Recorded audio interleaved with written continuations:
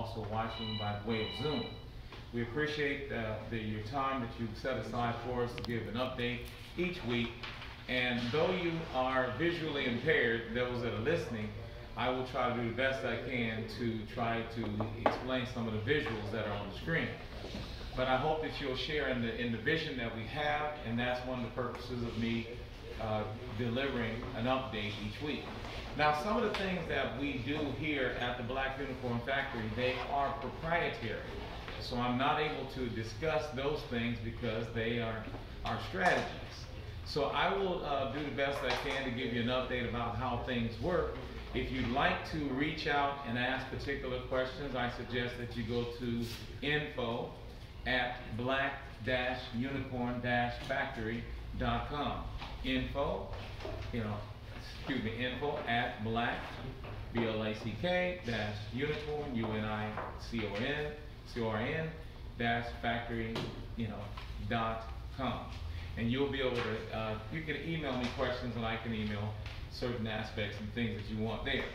But it's my pleasure each week to come before you and to give you a status and an update on things that are taking place with the Black Unicorn Factory. So I want to go ahead today and let you give this week's update of some of the things that are taking place with the Black Unicorn Factory. And they are on the screen. Today I'll be discussing the Follow Me for Equity campaign that is about to be launched on October 23rd. So we're getting really close. We're excited about what's about to happen.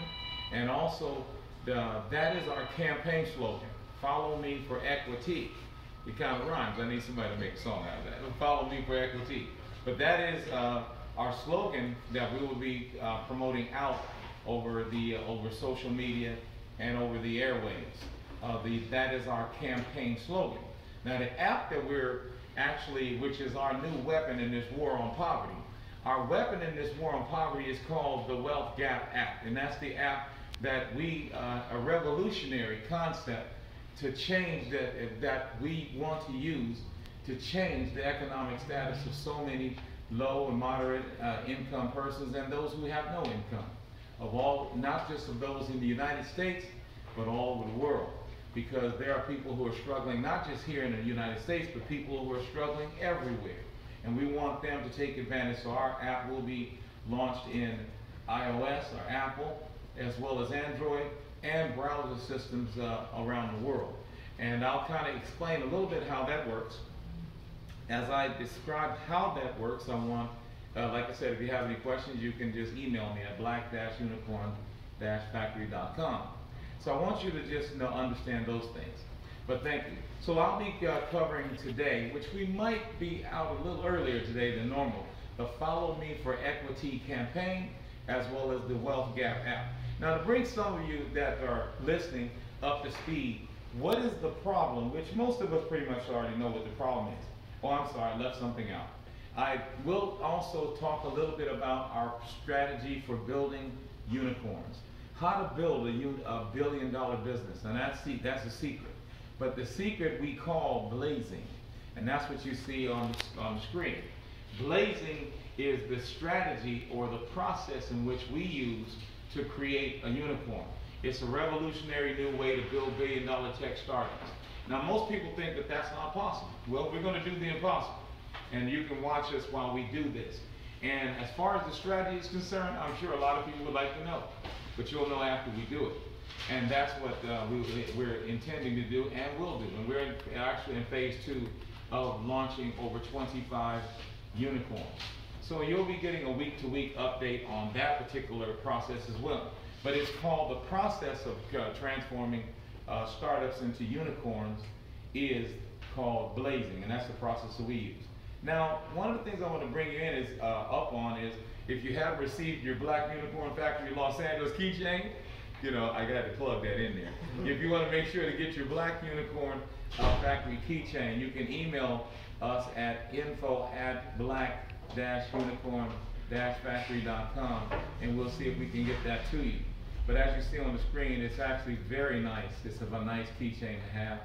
Some people have converted them into medallions around the neck because they're so nice, and because they also indicate a message. Because you have to remember, a unicorn today, and I see people misusing the term unicorn, but a lot of people today believe that a unicorn is some toy that you play with and that type of thing, and it is in certain instances. But in other instances, such as business, a unicorn means a tech startup company. It is not a person. So some people say, I'm a unicorn. I'm like, no, you're not really a unicorn. A unicorn is a business, not a person that has $1 billion valuation. So some people have a misconception of what a unicorn is. So I just wanted to clarify that. Now, a black unicorn is an African American or African American, or what we say as black, black unicorn. And that's why our symbol is that the new symbol of success in business is the unicorn symbol. But for us, it is the black unicorn symbol. It's something to aspire to be. So I want you guys to just think of that. And when you have somebody that says, I'm a black unicorn, please correct them. But yes, but one of the things that I bring to your attention is that last week, of course, you know, we were in media again. Here's one of the articles that caught a story about us in the newspaper. It was called Indie Soul Magazine just last week, and there's pictures of us on the screen. So we celebrate our success, but we're not done yet. We're not going to pat ourselves on the back because we're only halfway there. And we got a couple of weeks, and the crowd is coming. The Wealth Gap app will be unleashed, not released, but unleashed on the world. I just want you guys to know that. So I'll explain how that app works in just a moment, but I do want to discuss a little bit about why this particular app is being released. Now, one of the things about it is, you all know, as you'll see on the screen, President Obama surrounded on April 5th, 2012 at 3:22 p.m., President Obama actually passed into law a new form of legislation called the Jobs Act. This was signed into law, and even when he signed it into law, President Obama said he called it a real game changer. What I want to do is try to explain to you why it was a real game changer, and also a part of the law so that many of us in the Black Unicorn Factory, we understand why it's a game changer. But for those that are listening, I'd like to be able to reiterate, you know, for your so that you can understand exactly what is going on here. One of the things that you'll notice is that I speak from a book that is called The Jobs Act. It's on the screen.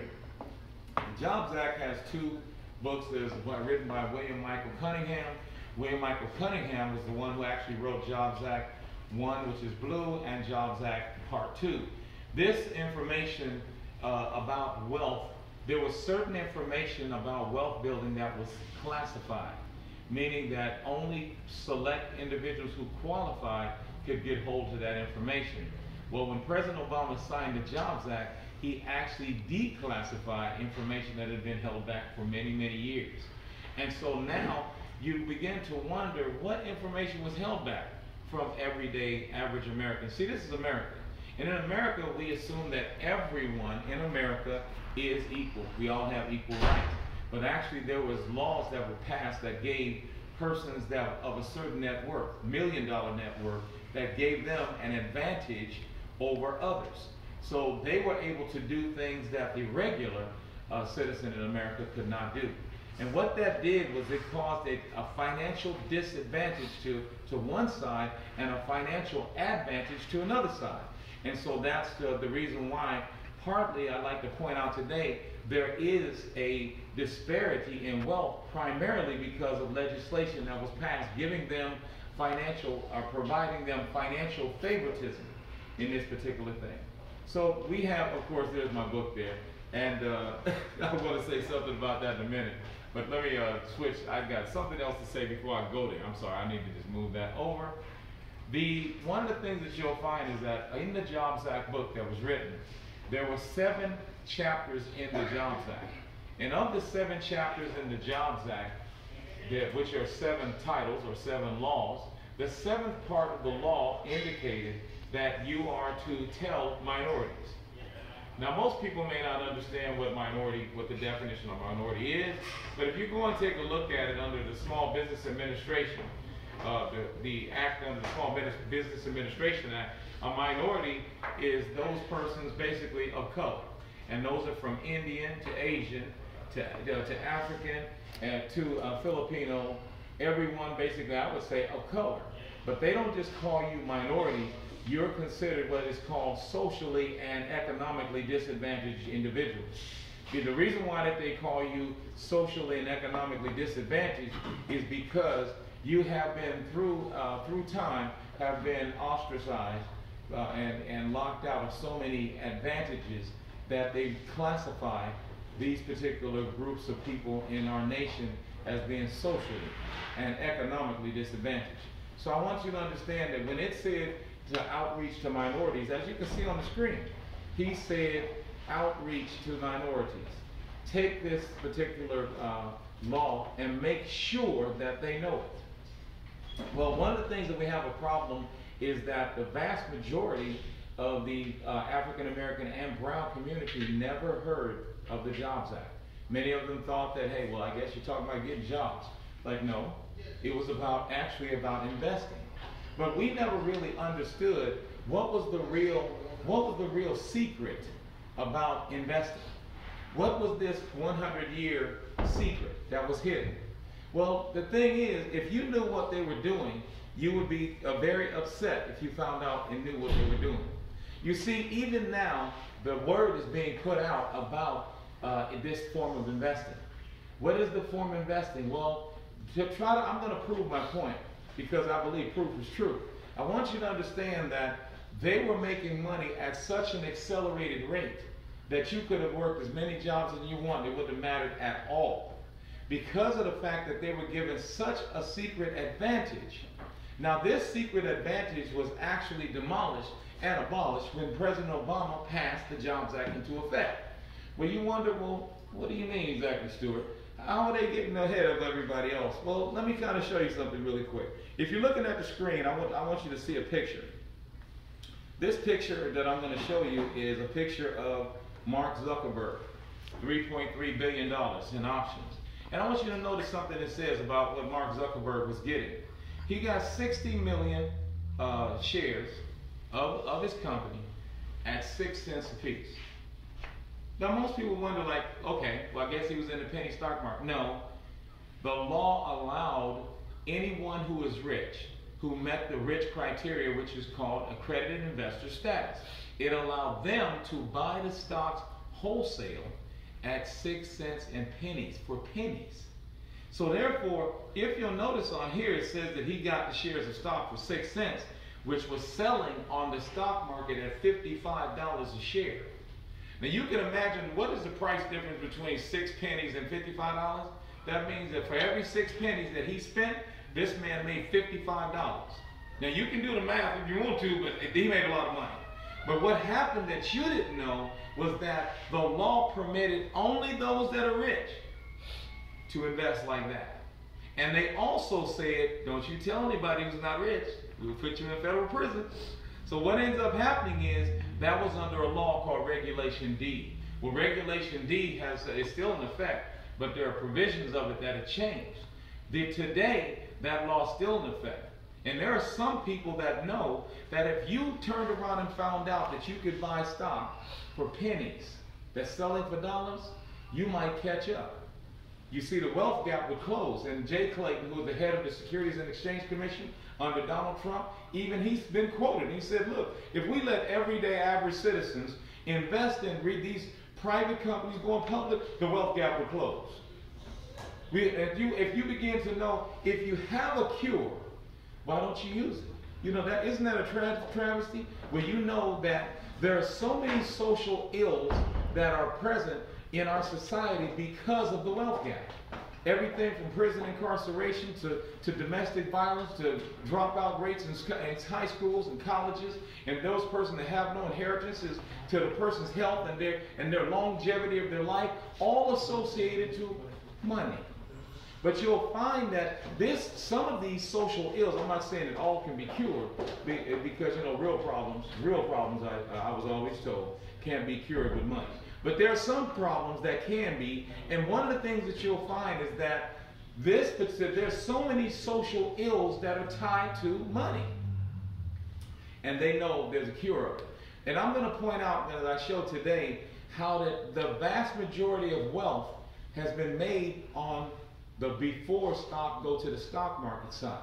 The side that we were told not to even know about because you didn't meet the income standards. Unless you make, if you're an accredited investor, just to let those that are hearing understand, an accredited investor is someone, an individual, that makes $200,000 a year for at least the past 2 years and is expected to do the same a third year. Now that's concerning income. Now the second qualification to be an accredited investor is to have a net worth of $1 million. Now if you don't make $200,000 a year, and if you don't turn around and have a net worth of $1 million, then you are not permitted to invest in investments such as these. You're not permitted. It was illegal for you to do so. And anyone who would sell you stock in a company without first verifying that you were an accredited investor would also be in violation of federal law. So you have to understand that this is a serious matter. They did not want the advantage, the favoritism that they were doing to get out to those who do not qualify. Now, one of the things that I pointed out in our lesson was that I showed that back in 1921, when we discussed the Black Wall Street, they were investing in private stocks back then. Why? Why do you say that, Stuart? Why do you think they use the word Wall Street? See, whenever you say the word Wall Street, it has an indication that we're talking about stock. See, there was a little secret, as I pointed out a long time ago, that Tulsa real estate, not Tulsa real estate, I'm sorry, but Tulsa, Oklahoma had a secret. Now, I've heard a lot of people tell the secret of Black Wall Street, how it was burned down and 300 people were killed, and 6,000 people were arrested, and everything was burned to the ground. It was a massacre, but there was a secret. And one of the secrets that was hidden that I haven't heard any historians mention is that I brought out is that if you look at any picture of Black Wall Street, look closely, I want you to notice something. A couple of things. You'll never see anybody with overalls on. You didn't notice that?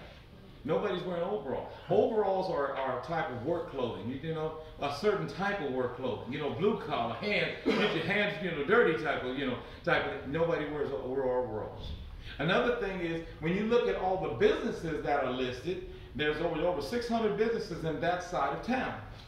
You'll notice that over 600 businesses were there, from movie theaters to doctors' offices to law offices. They had their own restaurants and hotels, bus stations, different things, stores, supermarkets, things like that. A bustling community. They weren't a city; they were a community. But one of the things that you'll notice, out of 600 businesses in town, there wasn't one farm. Isn't that strange? I remember back after slavery that most blacks after slavery were sharecroppers. And that's how they made their money. But nobody was sharecropping in a small town such as that. But you'll find that there's something also I tell you all the time that's mysterious about what happened. One is they used to call Black Wall Street Negro Wall Street. And they changed it to Black Wall Street, but it was first called Negro Wall Street. But they kept the Wall Street in there. But the Wall Street was a name that was a code, more of a code, to let you know how we get money. And the code lets you know it wasn't from corn and cotton. That's what it wasn't. It was from something else, something that had to do with Wall Street.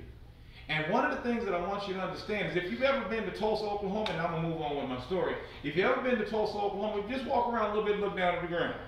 What you'll notice in Tulsa, Oklahoma is that the ground is red. And why is the ground red? Because it's clay. Ask any farmer, can you grow cotton and corn in clay? And he'll tell you, no, you sure can. So if you couldn't grow corn and cotton, then how did all those blacks get that money? Well, the same thing you ask about that, I'm going to tell you the same thing here. There's certain things that are proprietary. So anyway, I want you guys to understand that equity investing was allowed those grandchildren of slaves.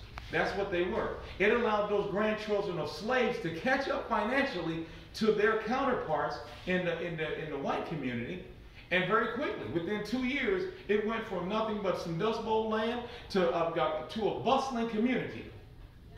And so you begin to wonder what it possibly could do something like that, investing in private companies. But you have to remember, after 1929, the stock market crashed. And when it crashed in 1929, the rules were changed. you could no longer invest in private companies anymore.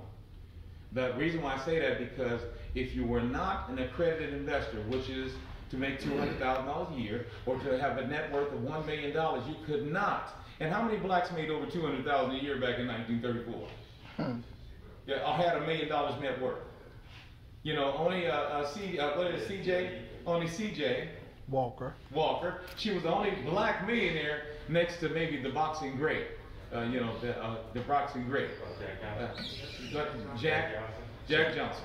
They were the only people probably in America that made probably $1 million back then, in those particular times.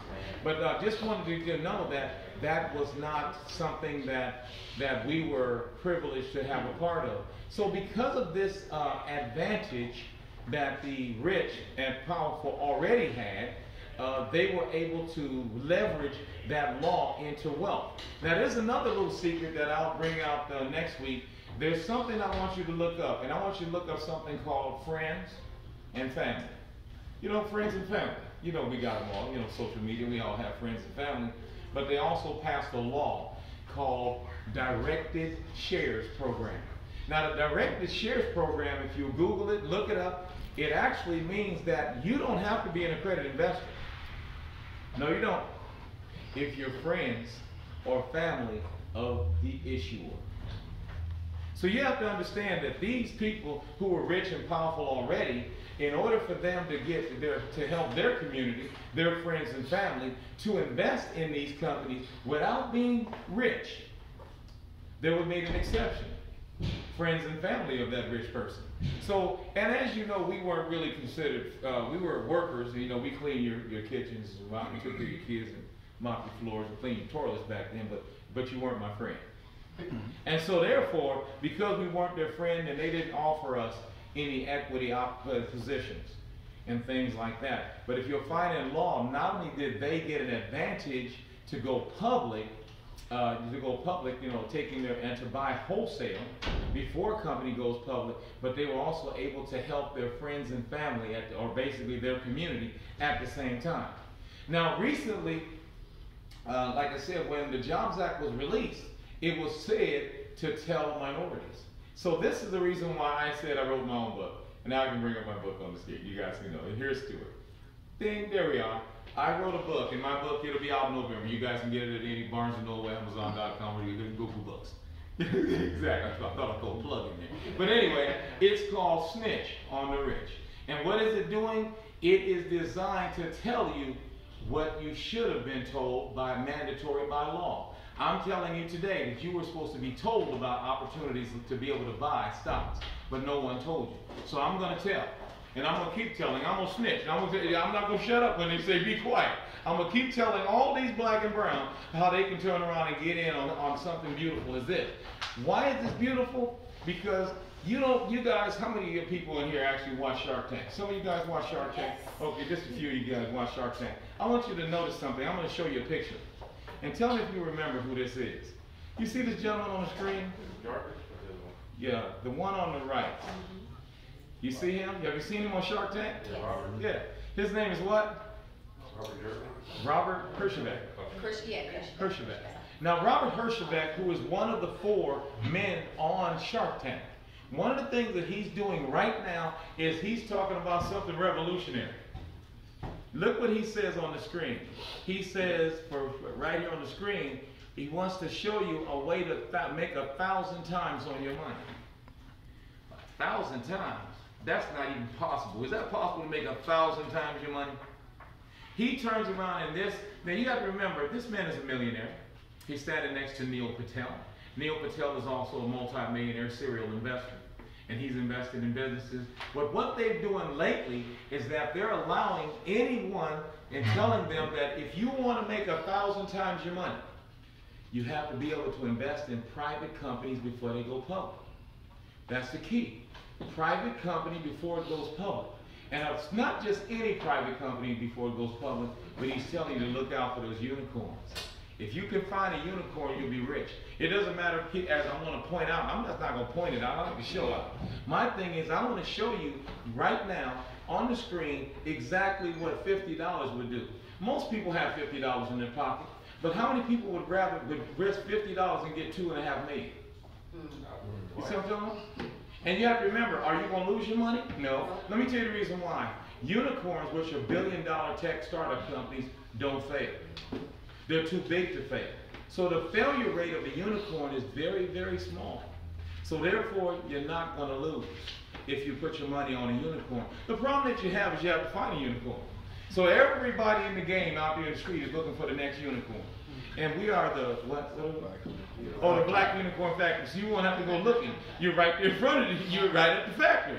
So I want you guys to understand this is our objective. But I want to show you something. This man said, if you invest in a unicorn and it goes public, you'll make 1,000 times your money. Now, most people, I'll tell you right now, you can go out here and flip real estate all day long, but you're not going to get 1,000 times your money. I don't care what you sell in the street, cannabis or whatever it is, you sell tax auction receipts or something like that, none of you will be able to get 1,000 times your money, except if you invest in a unicorn. So if you're looking for a good investment, I would be waiting for one of these unicorns the Unicorn Factory is producing. Because everyone who's an investor on the street right now is looking for a unicorn. They're all out there unicorn hunting. You know, and that's one of the things about it. You'll notice that there are some people that hunt for their food, and there's some people that go to the supermarket. Well, you're going to be able to go to the market right over here and be able to get in on a unicorn where you won't have to be out there unicorn hunting and searching around wondering where's the next unicorn. Well, they're right here in front of you. And that's one of the things I want you to point out. But Robert Herjavec, not only him, he's pushing, but also the other person that's pushing investing in startups is Mr. Wonderful. You guys know Mr. Wonderful? Yes. Kevin O'Leary. Kevin O'Leary, you can find him on Start Engine right now. And he's pushing hard, telling you, man, you better get in on these startups. I'm telling you, it's the way to get paid. But are they focusing on the African American community? No. Not at all. So you have to remember, but why isn't anyone telling the African American community that there's a way to close the wealth gap? You mean that if I were to invest, how would you like to put in $10 and get $10,000? Or put in $100 and get $100,000? Who wouldn't want to do that? Some people risk their whole rent. They throw their whole rent in there and come back as a millionaire. My whole thing is, who wouldn't do that? My thing that you have to understand is that when the return on your investment is this high, it's almost a no-brainer. You know what I'm saying? It's a no-brainer. My thing that I want you to see is, take a look at this next article right here. Now, this is their actual website. I'm showing you, I copied it straight from their website. And if you look at their website, it says this. Oh, please mute your phone, please. Thank you. That you'll notice on this website that I'm showing you on the screen says Angels and Entrepreneurs Network. So if you go to Angels and Entrepreneurs Network right now, this is what you'll read. It said for over 100 years, there it is, there's been a secret market that was the playground of the rich. See, they kept this thing secret only to let the rich get. You've heard that old saying, the rich get richer? Well, that wasn't just a cliche. That was for real. They was getting richer while you got poor.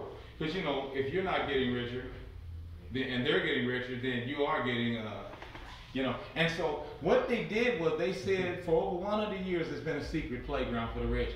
And here's your shot at aggressively growing wealth.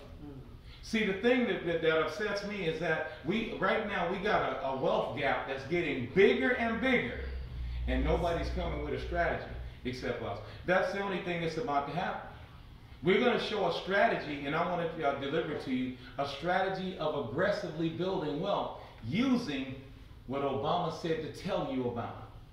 Now, the thing is, if you knew about this, you do this. See, if you know better, you do better. That's what they said. But the thing is, if you look on here, on the screen, you'll notice he goes, let me show you some examples. These are percentages that you would make on your money if you had invested in a unicorn. You see what's on the screen? He said if you had invested in Facebook, you would have made 736,000%.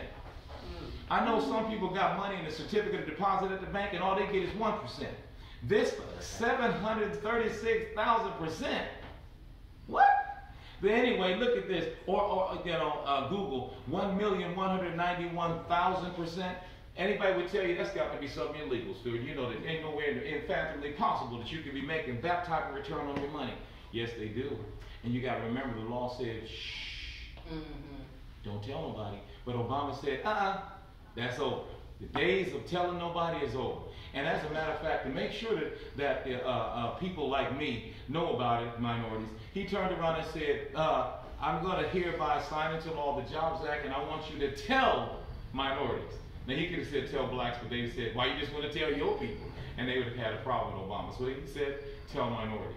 Why would he say tell minorities? Because guess who's at the bottom of this financial totem pole? Minorities. Is the minority. And he knew when he passed the Jobs Act into effect what exactly he was doing. So I'm scrolling down and I'm showing you how some of the percentages that people have made. And you can see there's about 1, 2, 3, 4, 5, 6, 7, 8. There's about eight different companies as examples. And you'll notice the lowest example I'm showing on the screen is 138,000%. Do you know anywhere you can go get 138,000%? I don't know what you do. You know where you can get 138,000? Nowhere, except if you invest in companies before they go public. So when a person asks me, what should I take my money and invest in? I say unicorns. Yes, unicorn. Because I don't know of anything that will get you a return that high. Now you're out here working hard for this money. And remember, you got more a month at the end of your money. You know, I'm talking about each month. And so people are struggling. But if they could take a fraction of the money, and he says it even on here. He says, I mean, I can't exactly see that. But you'll notice as I kind of scroll down just a little bit, he lets you know,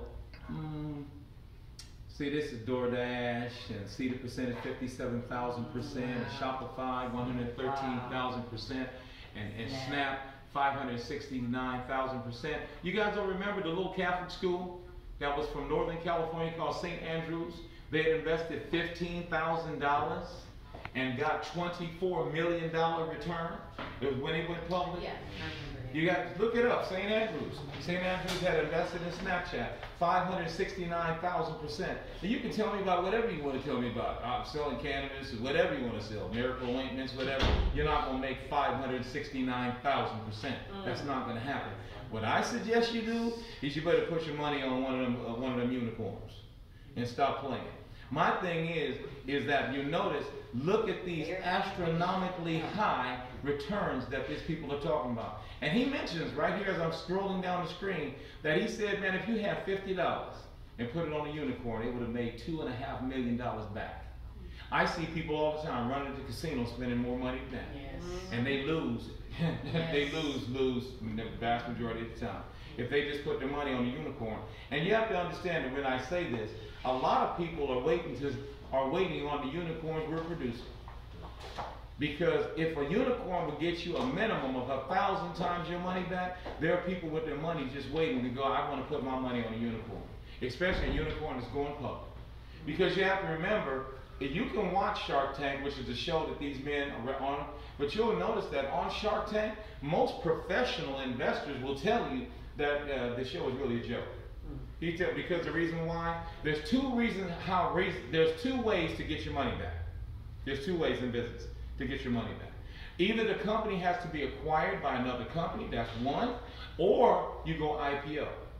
Those are the two ways to get your money back when you invest in these companies. Well, let me explain something. 99.9% of all those on Shark Tank never get acquired or go public. So what do you mean?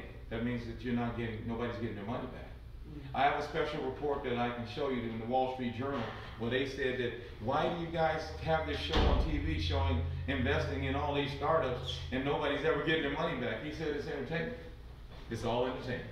So I want you to understand that some things that are strictly for your entertainment needs, they're not really vehicles that a person would use.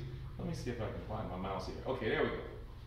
So I just wanted you guys to see that. And because there's such an interest in people flipping their money, when Robert Herjavec and his partner right here, when they offered the ability to make 1,000 times your money, in 1 week over 70,000 people across the United States signed up to pay them $50 a month.